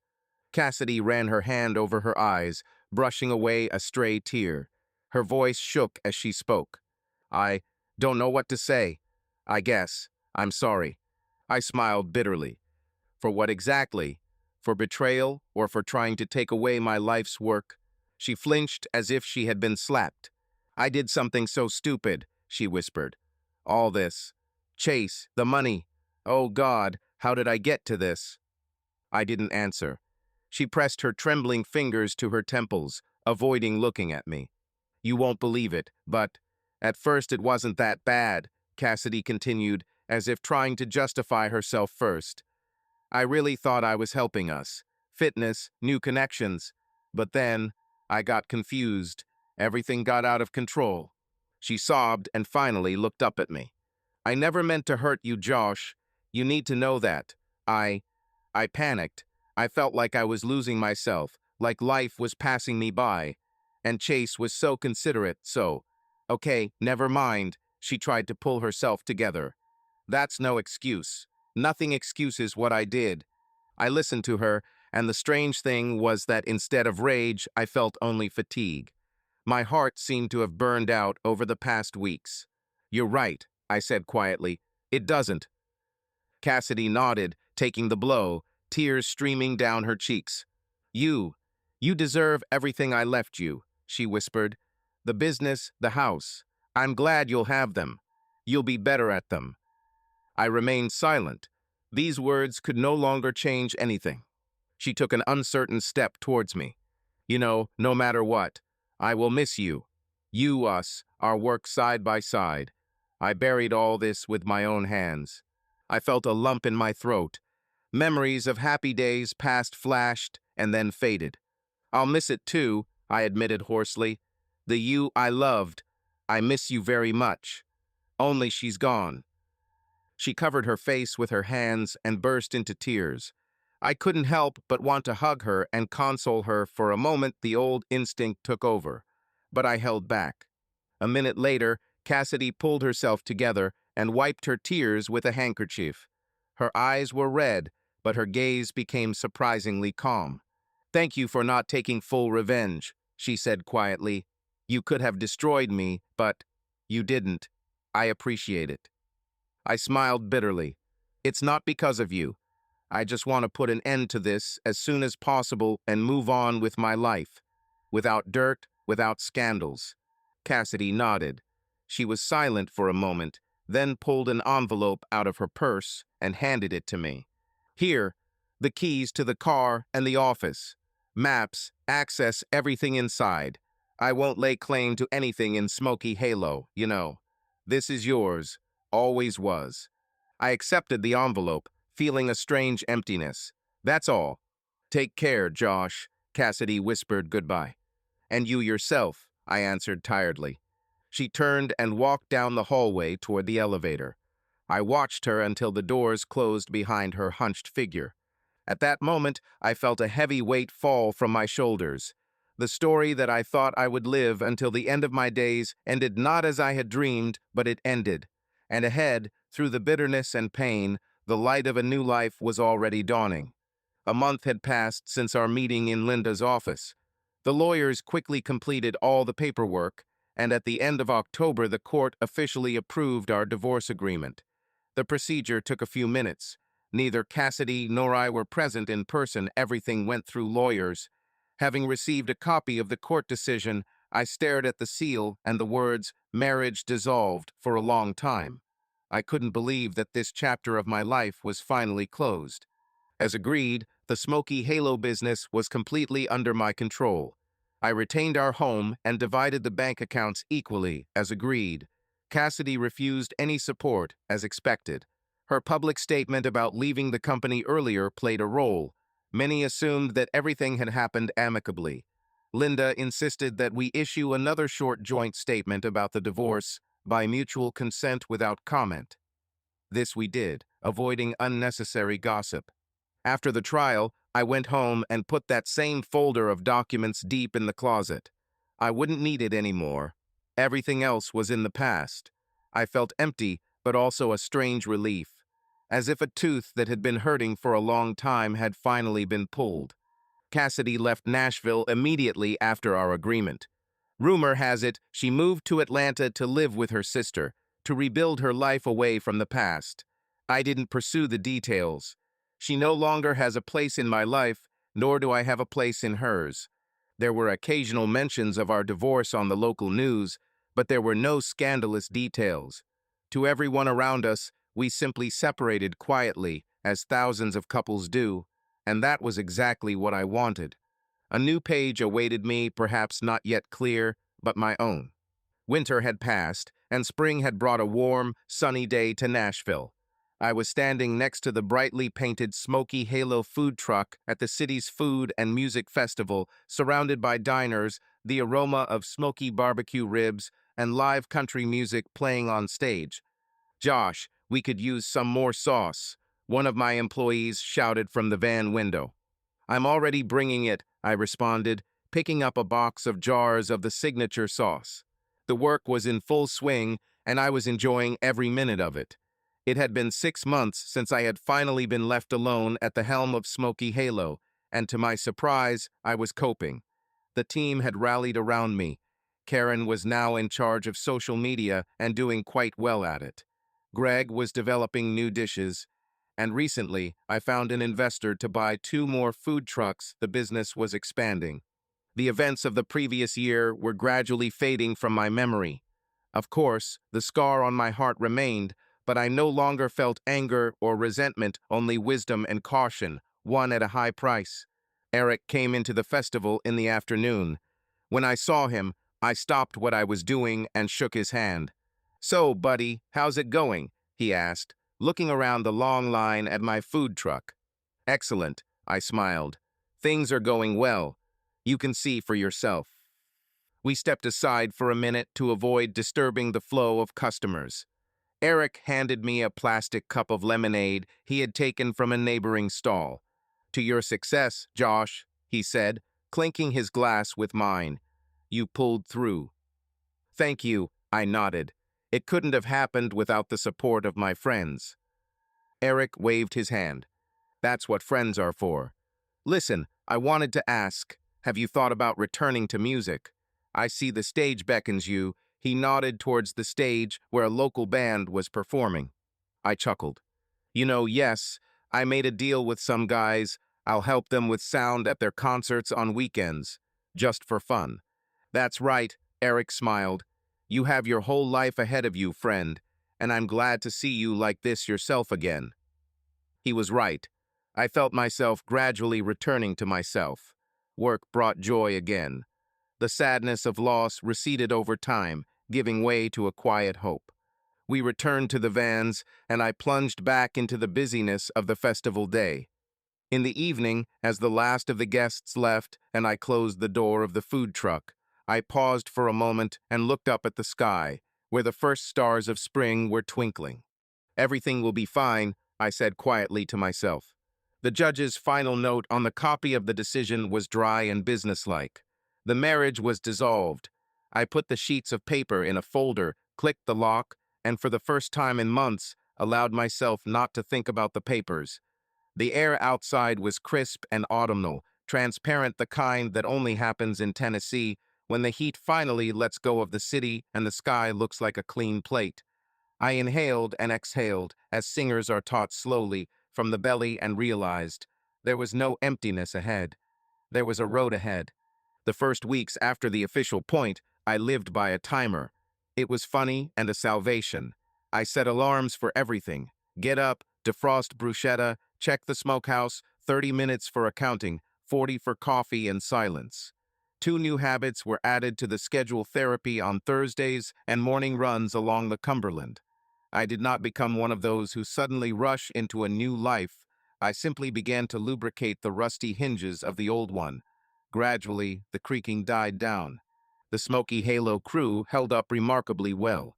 Karen, who used to work the register, had discovered a knack for social media. She could capture the light in the van's window so that the photos smelled of smoke through the screen. Greg, our quiet cook with the hands of a bricklayer, suggested doing mini tours of sandwich specials based on different Nashville neighborhoods. The East Nash, with spicy collard green and fried green tomato. The Germantown, with spicy brown ale and onion jam. People loved that the food was now talking to the city. By February, We had crossed the January lull and found the right rhythm. Two vans were working almost without days off, and we were preparing the third for spring. Without losing my engineering modesty, I finally bought a proper digital console for live performances and began helping out a few bands on Saturdays. Old musicians I knew, who treated me as if we had parted ways the day before yesterday and not 5 years ago. There was a smell of cables, stage dust, warm beer, and some kind of childish joy that seemed to have never left me. I tried not to think about Cassidy. Her photos would pop up in my feed every now and then. Atlanta, the brick facades of Inman Park, matcha lattes, the caption, building something new. I didn't like them or get mad. Our non-disclosure agreement was less a legal leash than a cure. Leave it alone, it will heal. Sometimes it would hit me. At the end of a shift, when the friendly fatigue had turned to left field silence, I'd catch myself mentally commenting on someone's post, spinning a dialogue in my head. But I kept my fingers to myself. Maybe that was growing up, learning not to text or call. In the spring, at the first major festival, two people in business t-shirts with the logo of the City Gastra Incubator approached me. They offered to participate in a growth program for local brands, consultations on scaling, access to a shared kitchen, preferential loans for equipment. I chuckled. Loans, and I have not been friends for a long time. But this time there was something in their eyes, the simple confidence of people who help not for the sake of photos in a report. We signed an agreement, and in May I opened the door to a huge workshop for the first time, which smelled of dough, coffee, and opportunities. Smoky Halo received a table, a refrigerator, and a place in the schedule for night smoking. This means that the ribs came out to the morning flow as if they were prepared by a kind demon of smoke and patience. That same week, Eric dragged me to a benefit concert for a small teen music center. I was setting up microphones and carrying stands after the shows, and at the very end a girl came up to me with a disassembled guitar and the strings neatly wrapped around her elbow. "Are you the Josh who knows how to get the buzz out of a small room?" she asked. "That one," I said, and laughed at my own dumb answer. Her name was Lauren Brooks, and she was a tour manager for an indie band and taught voice to kids in the evenings. She had the attentive eyes of someone who sees not the stage, but the backdrop. We chatted on the back porch until the janitor turned out the lights. There was no romance. We exchanged numbers, texted a couple of times, like, "How's the sound?" Fire, and went our separate ways. But somewhere inside me, something quietly noted, the world is sending signals again, not just bills. Cassidy was truly building something new. Atlanta greeted her not as a prodigal daughter, but as a very average freelancer with ambitions and bad credit. She spent her first months renting a room in her sister's house and trying to do what she always did best: communicate. From this, a small project was born. She helped local farmers and artisan brands build communication with clients, photo shoots, texts, a couple of viral videos about honey that sings when you pull it out with a wooden spoon. Everything went smoothly, without fireworks, and for the first time in many years, Cassidy did not have a stage, just a long table in a co-working space, and people tired of promises. She didn't talk about Smoky Halo. Her sister had once tried to pry into the subject, as carefully as a cabinet of crystal glasses, but Cassidy had closed the conversation with one phrase: "It happened, and it's not mine." With Chase, she saw no point in pursuing it. He'd disappeared from the picture, leaving behind a few long, "sorry you did that" messages and a link to a heart-breathing course. Cassidy wasn't angry. She was ashamed, and shame was the most honest emotion she could feel.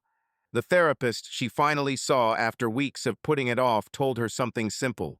"You've learned to be a mirror for someone else's desires, but you haven't learned to sit in the dark with yourself." It sounded like cheap wisdom on a plate, but somehow it hit home. For the first time, Cassidy allowed herself not to put on makeup in the morning or smile at the barista she passed. She sought out silence. She learned to stand alone again. At one point, she was invited to a local radio station to talk about small brands and human marketing. She declined. A couple of months ago, she would have grabbed it with both hands, built a storyline, and gone in circles. "I am the face." But now, listening to her voice on the phone, she heard fatigue. She understood. She needed to work without an audience, no matter what talents were hidden in her smile. Working with farmers brought her unexpectedly into the kitchen. One of her clients was making rennet cheeses, and they agreed to make a miniseries about the journey of milk. The footage was too beautiful, but something about the smell of the cellar and the methodical way of turning heads caught her attention. For the first time in years, Cassidy felt like her hands could do something other than hold a phone and wave at people. A month later, she signed up for a cooking course in the basics, not as a PR girl in a white apron, but as a normal student who was embarrassed to dice an onion. Her fingers hurt, but they hurt in the right way. By summer, she began calling her state post-holiday order. When all the tinsel is folded, the trash is taken out, the floor is clean, and what remains is ordinary everyday life, not for photos, but for life. She stopped checking if anyone liked her stories and began to fall asleep without rehearsing dialogue. Sometimes, when she woke up, she remembered Nashville nights and herself on the porch of the house, and her heart ached with tenderness for the old Cassidy, the one who knew how to give people the morning. Then it let go. Guilt remained, but it ceased to be the only language. In the fall, Nashville hosted a citywide street food competition. I didn't like competitions. They involved too many flavors decided by three people at a big table. But Karen cajoled me. It's content, boss. And we haven't had a smokehouse competition with the gritty pig in a while. The sky was low that day, the wind was blowing paper napkins around the square, and I was polishing thermometers with unexpected gusto, like a 16th century entrepreneur polishing a sword. We didn't win the overall standings. We took the audience award and a special thing from the magazine for honesty of the sauce. I don't know how honesty is measured, but the statuette was heavy and funny. In the evening, already unloading at the workshop, we had an impromptu picnic on the ramp. Greg handed me a can of his new, small batch, a sauce with hops and lime. Controversial, he said, and I felt proud, as if I had been given the courage. Somewhere between the laughter and the empty gastronomic containers, a short message appeared on my phone. Your set was fire tonight. Haven't had something so right in a long time. Lauren. I smiled at the screen. Right is a boring word, I wrote and sent her a photo of the night workshop. Empty tables, on the edge that same echoing metal that drives sound engineers crazy. Then real, Lauren replied. We met the following week. No hints, no demonstrations. Just coffee at Barista Parlor, talking about everything that wasn't divorce or trauma. Lauren was one of those rare people who doesn't pull you toward the light, but remembers that your eyes adjust to the dark. I didn't tell her everything. Not yet. But somehow, between the second and third meetings, I felt calm. Not good, but calm. That's probably the best news after the storm.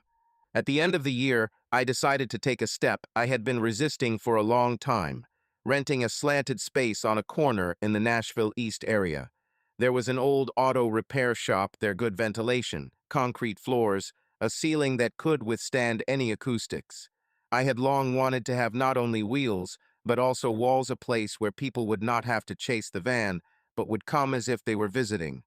We made a simple area, long tables, white walls, a plant-based menu on one sheet, a stage in the corner, where the guys I used to set up the sound for played in the evenings. I called it Halo and Harmony. Karen grimaced. Too straightforward, but the audience accepted it.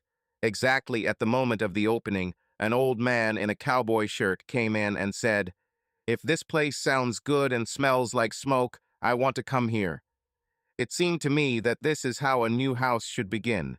The first few months I was afraid that Halo would tear the vans apart, but everything settled down like tiles on an old floor. During the day, there were vans and corporate parties, and in the evening, there was a live audience where the guys on stage weren't yelling into the void, but listening to the audience respond. I did what I could.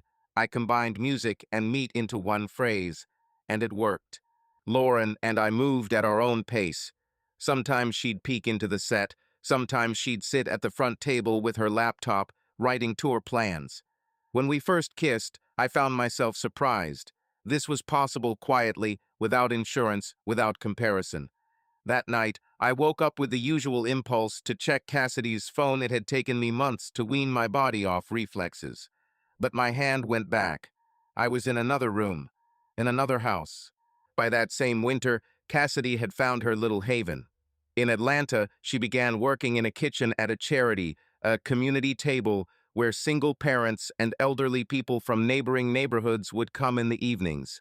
The work there was about heat, salt, and attention.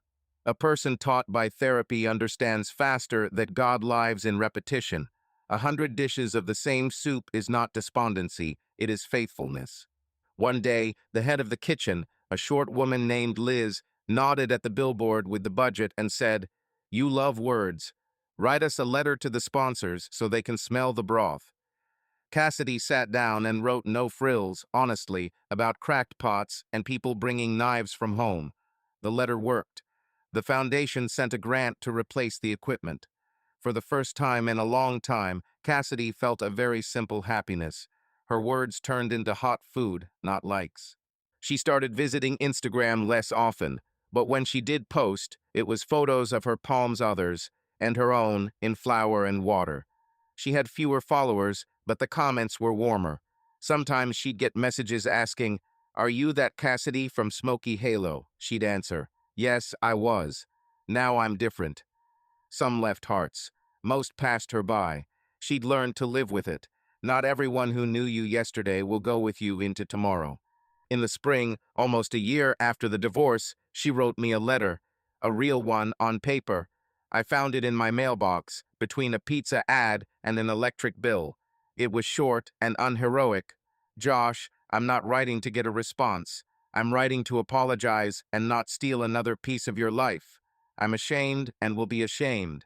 I'm grateful to you for not making a show out of my fall. I hope everything works out for you. Kay." I read it 3 times and put it on the shelf. Not because I had nothing to say, but because sometimes the best line is silence.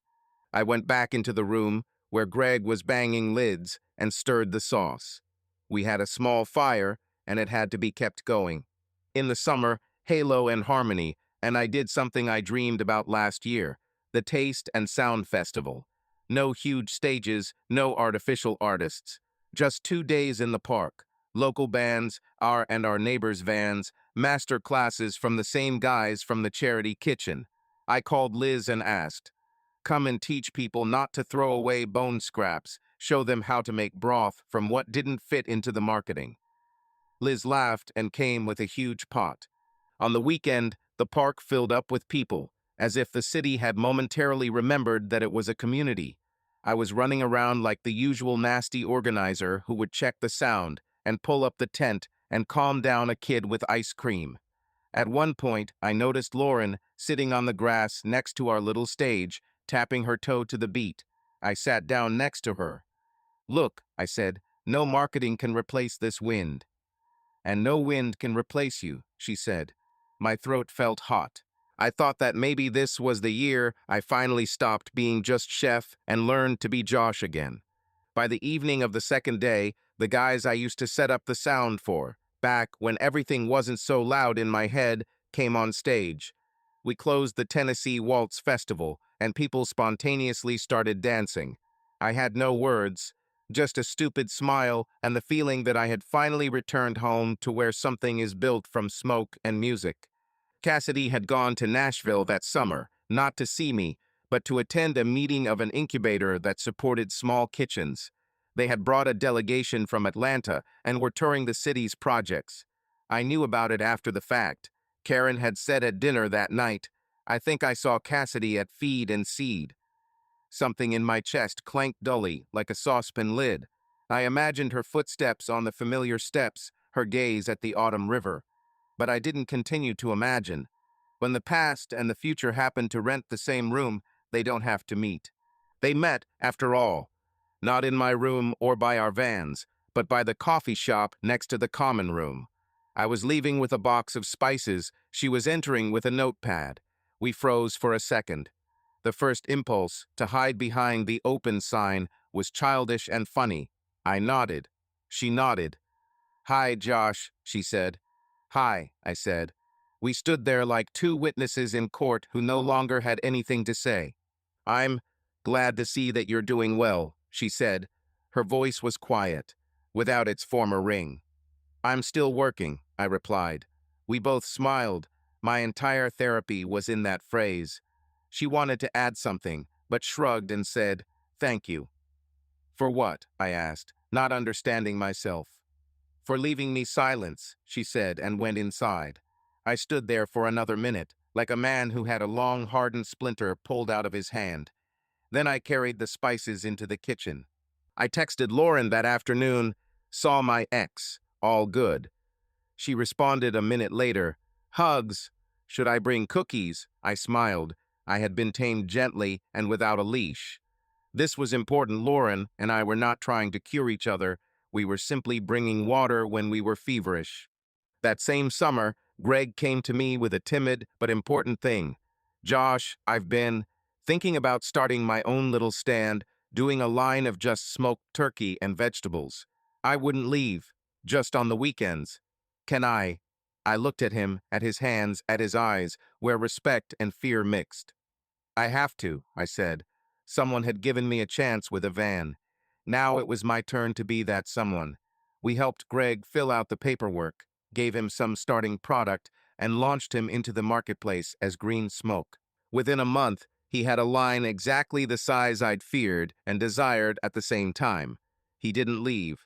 He grew up next to me. That's probably the best version of leadership. Karen, meanwhile, had exchanged a million views on a video where I explain why we don't use liquid smoke. I've been telling everyone about it for 10 years, but for some reason this video came out a live sauce splashing on the lens, smoke in my hair, and my funny accent on the word maple. After that, we got several offers from chains, and the hardest thing was not to be happy about the money. We took one small collaboration, a shelf in a local chain of stores with our sauce. The rest were put aside so as not to turn into something we curse at the TV with in the evenings. Being exactly your size turned out to be as much of a skill as dicing an onion. In the fall, when the leaves began to rustle on the threshold of halo and harmony, I caught myself thinking that I hadn't argued with my reflection for a long time. There used to be two guys in the mirror, the one who builds and drags everything, and the one who looks at his phone. Now there was just me in the mirror with a scar like a city after a fat construction site and a smile that finally stopped being a profession. Lauren moved in with me not because it's supposed to be that way, but because her tiny apartment no longer had room for her guitar and my patience. We brought her a couple of boxes and sat on the floor among them one evening, eating noodles from paper boxes and listening to the rain. "I feel quiet with you," Lauren said. She had a way of saying things in simple words that made it light, like a room before a band came on. I shrugged. "I feel like I'm on a flat sound with you." She laughed. "That's the most romantic thing anyone's ever said to me." And I thought, this is probably my life now soft, the noise cut off, the bass in balance. Cassidy also found her balance, although she called it something else, not shouting where a whisper will do. She continued working in the kitchen and simultaneously began teaching a short course for women who wanted to start their own food business, but were afraid of the paperwork. She didn't talk about hype, but about receipts, deadlines, inventory, and responsibility. At one of the classes, she was asked, "Have you ever screwed up?" She smiled and said, "Yes, and I can still taste that lesson." The women in the class looked at each other in surprise. This neat, self-confident lecturer turned out to be a living person and not a freeze frame from someone else's success. One day, a student came into the class and said quietly during a break, "You're that Cassidy, aren't you? I was your customer at the van. Back then, you made my day." Cassidy felt her throat tighten, but she smiled. "Thank you. It was a good day." Afterwards, she sat in the empty classroom for a long time, looking at her hands. They were covered in small cuts and burns, a good map of the area. Alive. Her personal life was going smoothly. There were a couple of dates with a historian who liked to roast peppers over an open fire, and with a photographer who took pictures of windows in the rain. They ended as naturally as they began. "Thank you, it was a pleasure. And you too." Cassidy was in no hurry. She needed to spend some more time looking out the window in the mornings and listening to the trams. She had finally stopped living in reactions. She was learning to live in actions. At the end of the year, she was called in to consult at a small restaurant in Decatur. The owner was a tired older woman who made the best pecan pie in the area, but couldn't keep up with the endless routine. Cassidy cleaned up the restaurant and the schedule, made a website, and set up a pre-order system for the holidays. Nothing out of the ordinary, just smart, well-done work. The pies started selling faster, and the owner took her first day off in 3 years.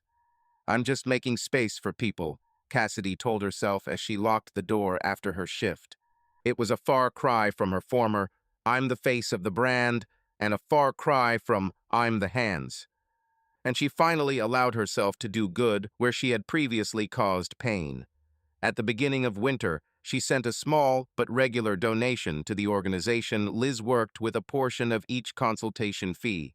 She didn't post about it on social media.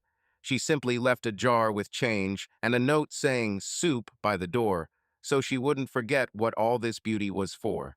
In the second year after the divorce, Smoky Halo officially became a chain, not because we had grown crazy, but because we stopped being afraid of the word chain. We gave the third van to a youth team guys from that very music center. I arranged for them a semester of Kitchen Plus sound. During the day, they learned smoking and sanitation techniques from Greg, and in the evening, the basics of live sound from me. At the end, everyone was given a certificate and a reference. Several people stayed with us to work. The rest went to the city to other kitchens and studios. I was proud of them like family. Perhaps only a few managed to change the world, but many managed to change their chances, and that is already a lot. With Halo and Harmony, we had our first small crisis. The power went out right before a big set. The refrigerators started giving up. In the past, I would have cursed and gone to fix it. This time, I called my neighbors, a couple who owned a pizzeria 2 doors down and a farmer with a truck full of ice in the parking lot.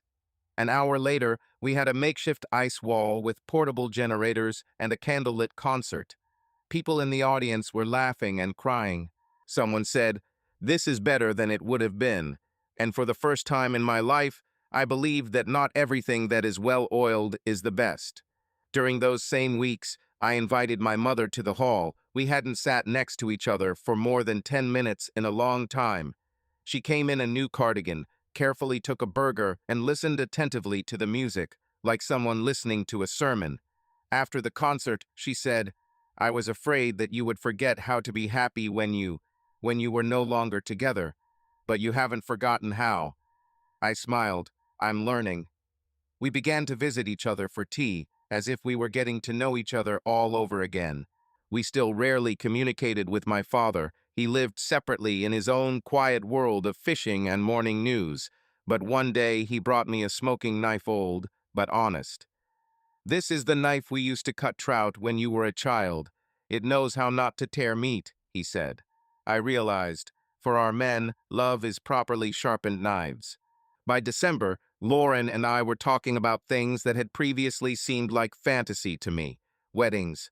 Not the one with suits and a DJ and a cake with a fountain, but our small one in the countryside in a clearing with cedar plank ribs and acoustics. I said, "I don't think I have anything else to prove to the world," and she replied, "We don't have anything to prove to the world." We hadn't taken the plunge yet, but the fact that we were talking was a miracle. Not because I wanted to prove my right to happiness to someone, but because I finally wanted to call someone else's home besides the kitchen. In Atlanta, in a winter that felt more like a long, dripping autumn, Cassidy conceived her first small book. Not a memoir, she didn't want it to be, a story about but a collection of practical notes: how to talk to clients when you don't have money or armies of subscribers, how not to overpromise, how to understand what people need, not your vanity. She called it simply a community kitchen notebook. She wrote in the evenings, brewed tea, crossed out beautiful metaphors. The therapist smiled. "You've finally stopped decorating yourself, you're rehearsing yourself." The book came out in a small print run, and that was no less joyful. Several local libraries took it into the urban activism section. A couple of readers wrote, "Thank you. It's simple and it works." That was enough. For Christmas, she went to visit her parents in Knoxville for the first time in a long time. The drive through the mountains had always been a strange prayer for her. Her father met her on the porch and gave her a long, tight hug. Her mother was silent for a long moment, then said, "You're different." "I hope you're better," Cassidy said. "Hush," her mother said. They put the turkey in the oven, and for the first time in years, there were no people at the table who weren't allowed to look. At the end of the evening, her mother, after a long pause, said, "And Josh, is he?" Cassidy smiled the way you smile when your chest still hurts, but there's no longer blood in it. "He's okay," she said. And that, too, was part of her own healing, being able to say someone else is okay without bitterness. The following spring, she received a call from the Gastra Incubator, the one in Nashville. They offered to teach a master class for residents. What to do when you have a small kitchen and a big story. She smiled and agreed. The program was in a month. She carefully planned the route, but decided in advance. She would not go to Halo and Harmony. Some doors are best left closed not out of cowardice, but out of respect. Of course, Nashville did it her way. After class, where she explained in plain English how not to put 50 dishes on a menu if you have 2 burners, Liz, who, it turned out, was also there for the panel, came up to her and said, "Let's go to dinner with a nice person." "Who?" Cassidy asked. "Your past," Liz answered, and there was so much light in her eyes that it was impolite to argue. Cassidy laughed and shook her head. "No, thanks. I made arrangements with my sister." Liz nodded and didn't insist. That, too, was caring. The years since the divorce haven't made movies out of our lives. They've made good, solid chronicles out of them. Mine have included weddings and funerals, new vans and broken smokehouses, ringing evenings and tired Mondays. There was the day I stood at the stove at Halo and Harmony and realized I'd stopped looking around inwardly, not looking for the one who was lining up with a smile. And there was the morning Lauren brought me coffee in bed, and I thought, like a boy, here it is real happiness that smells like cinnamon and doesn't require fasting. In her chronicle, Cassidy learned to say no, where she used to say yes out of fear. She didn't become a famous chef, and I don't think she even dreamed of it.